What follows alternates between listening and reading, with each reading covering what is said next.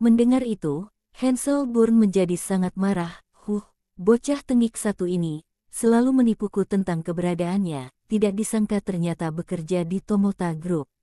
Jericho, kamu tenang saja, aku akan segera memintanya untuk mengundurkan diri, jika dia tidak nurut, aku akan langsung menangkapnya pulang. Kalmati namanya jika berani bertentangan dengan Jericho. Jericho tersenyum, Bos Burn, ucapanmu ini membuatku jauh lebih tenang. Oh iya, sejujurnya abangku menyukai Nisi, abangku ingin menjalin hubungan dengannya, dan menghabiskan seumur hidup bersama. Jika kedua keluarga kita menjadi besanan, dan bekerja sama secara mendalam, maka keluarga Burn tidak perlu berada di distrik Gangnam yang kecil lagi, melainkan bersinar cemerlang di seluruh Clarity. Nah, Hansel tertawa, ini adalah hal baik, aku wakilkan putriku untuk menyetujuinya terlebih dulu. Jericho, kamu jangan khawatir, aku akan segera menyuruh Visi pulang dan menikah dengan anak Vasque. Pergilah. Jericho berkata, aku nanti akan meminta abangku pergi secara langsung untuk melamar. Hansel pergi dengan senang. Setelah Hansel pergi, Brahma selaku kepala keluarga Mashita di kota Midgar datang berkunjung. Keluarga Mashita merupakan keluarga tempat Dakota berada. Brahma sangat marah saat mengetahui masalah Dakota menolak Jericho, bahkan Dakota juga mencari orang untuk menghajar Jericho. Lancang, brengsek, Jericho bisa menyukai anggota keluarga Mashita, ini adalah sebuah hal yang sangat bagus dan berkat leluhur memberkati. Tapi bocah tengik itu marah menolaknya, benar-benar buta, sialan. Jericho, kamu tenang saja. Aku pasti akan memberi pelajaran pada bocah tengik itu, dan memberimu sebuah pertanggungjawaban yang memuaskan. Jericho mendesah, Bos Brahma tidak perlu marah, sebenarnya aku masih suka dengan Dakota. Jika dia berubah pikiran, aku akan memaafkannya. Brahma sangat senang, terima kasih. Jericho memberi keluarga Mashita satu kesempatan lagi, keluarga Mashita pasti tidak akan mengecewakanmu. Meski hari ini harus menangkapnya, aku tetap akan menyuruhnya untuk menikah denganmu. Jericho tersenyum, pergilah, aku tunggu kabar baikmu. Brahma segera pergi.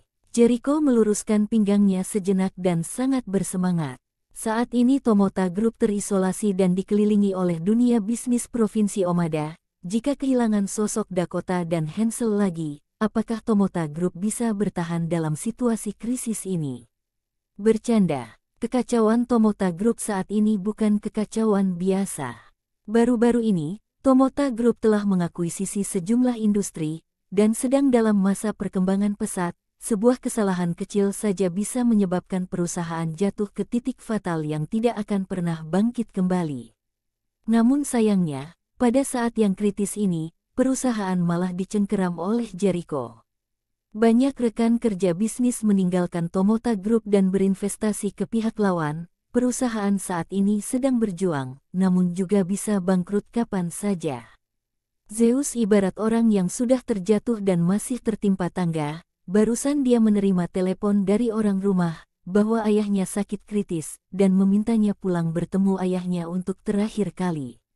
Dakota juga tiba-tiba hilang kontak, dan tidak bisa dihubungi hingga sekarang.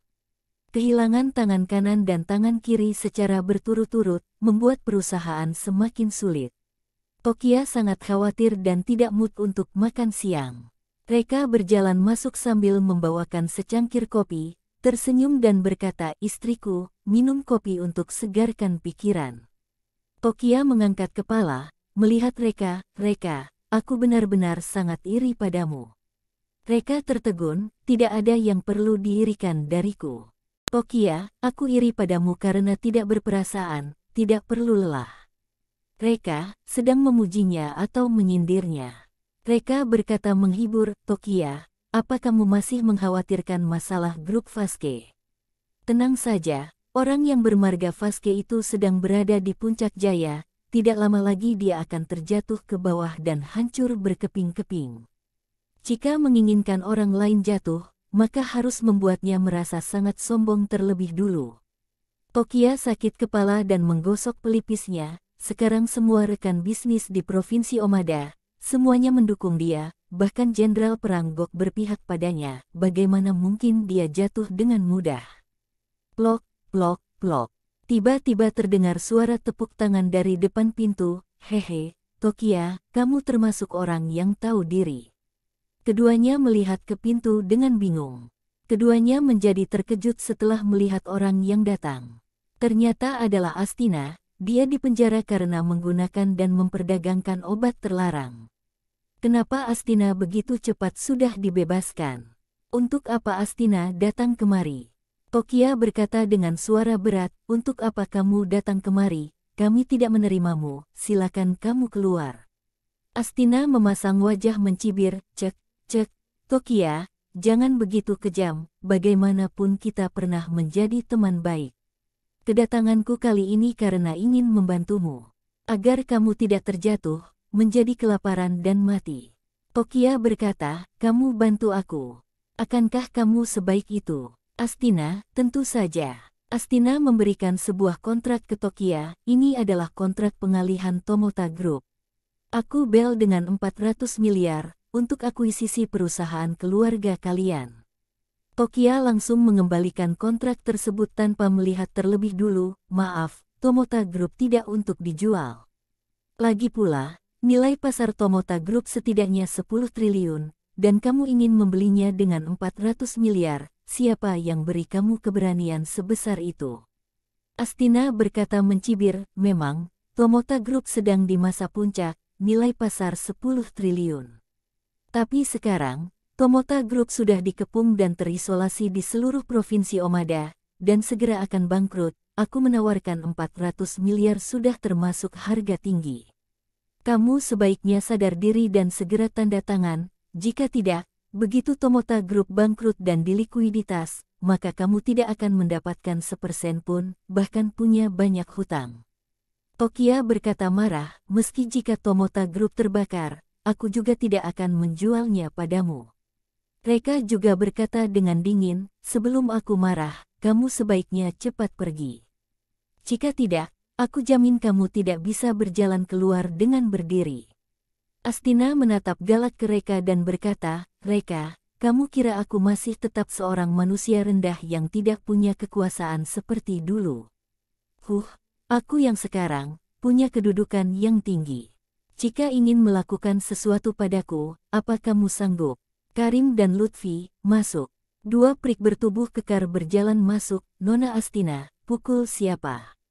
Baru masuk sudah menanyakan untuk pukul siapa, bisa dilihat betapa sombong dan angkuh orang tersebut. Astina menunjuk ke Reka dan berkata, laki-laki ini adalah mantan pacarku, waktu itu aku meninggalkannya karena dia tidak mampu memberi mahar. Sekarang, laki-laki ini ingin memohon padaku untuk kembali, dan terus-menerus menggangguku. Menurut kalian sebaiknya bagaimana? Karim dan Lutfi tersenyum, mengganggu Nona Astina. Tentu saja harus patahkan kakinya. Astina menyingkir memberi jalan, kalau begitu lakukan sesuai perkataan kalian. Karim dan Lutfi mengepalkan tinju, terdengar bunyi cengkraman, berjalan ke arah Reka dengan tatapan ganas. Sudah ditinggalkan masih saja datang mengganggu, Sid, manusia rendah. Sekarang cepat berlutut pada Nona Astina dan minta maaf, jika tidak, kedua kakimu yang akan menjadi pertanggungjawabannya. Reka tersenyum menyeringai, anjing pertama dan anjing kedua. Dua anjing seperti kalian melakukan tugas dengan cukup baik. Ayo, biarkan aku lihat kemampuan kalian. Sid, sombong. Disebut dengan kata anjing, Karim dan Lutfi menjadi marah. Keduanya menyerang ke arah Reka, satu berjalan di depan dan satunya lagi mengikuti dari belakang.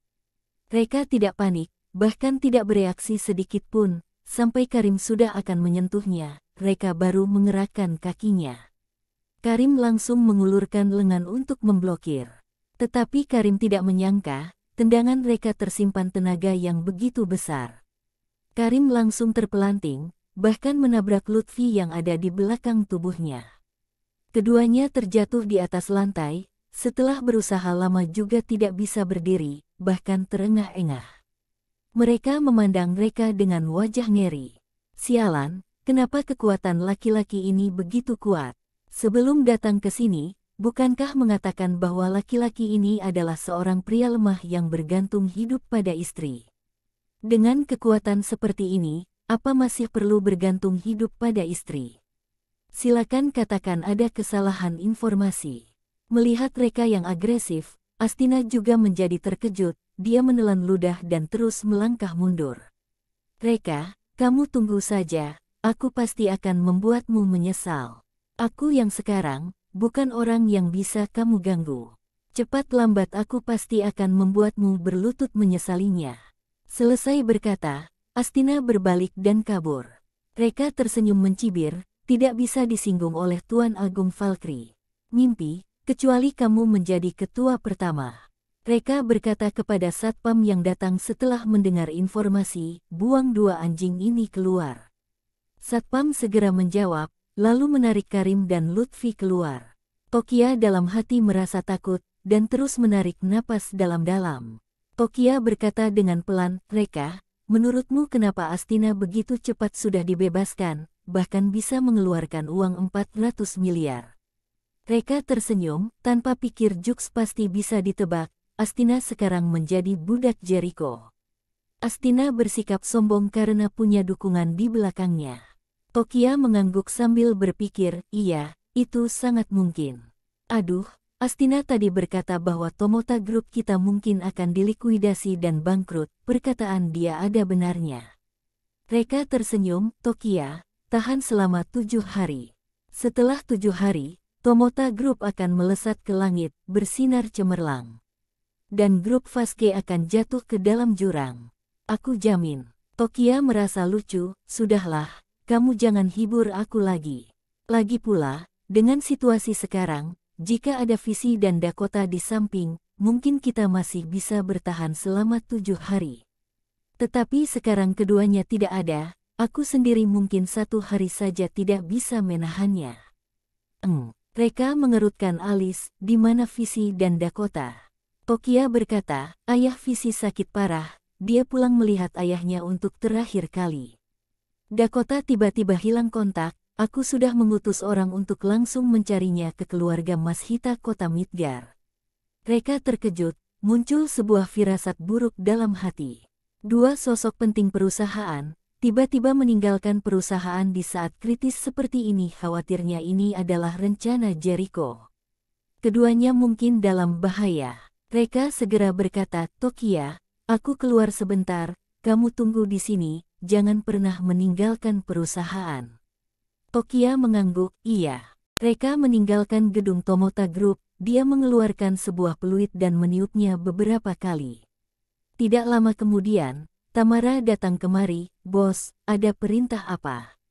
Reka, selain lindungi Tokia secara diam-diam, aturkan beberapa satpam lagi untuk jaga di pintu. Mereka mungkin telah berkhianat dan berpihak pada Jericho.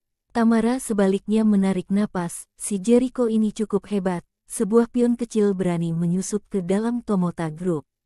Tetapi, bagaimana kamu menilainya bahwa beberapa satpam ini telah berkhianat?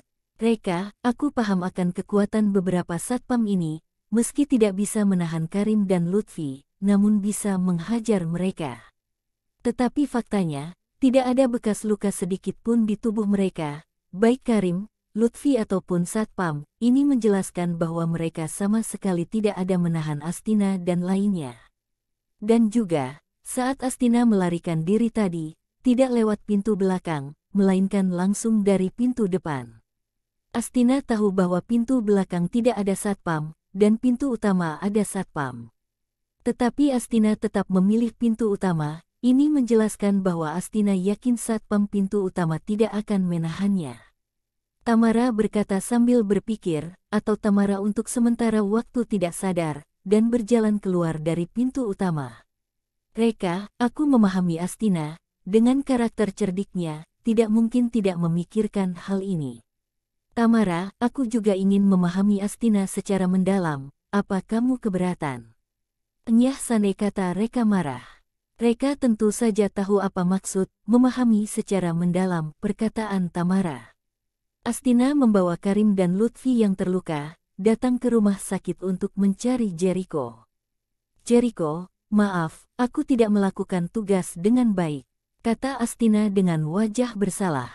Jericho menjawab dengan wajah datar, aku tahu. Kamu pergi saja dulu. Jericho tentu saja tidak menaruh harapan bahwa Astina bisa mendapatkan Tomota Group dengan uang 400 miliar. Jericho mengutus Astina pergi mengakuisisi Tomota Group karena mempunyai motif tersembunyi. Astina sudah pergi. Jericho mengecek luka Karim dan Lutfi. Karim dan Lutfi mulai memberi penjelasan membela diri. Jericho, mereka tidak mirip pria lemah seperti yang kamu katakan itu. Benar, informasimu ada kesalahan. Kamu tidak bisa salahkan kami atas kegagalan kali ini.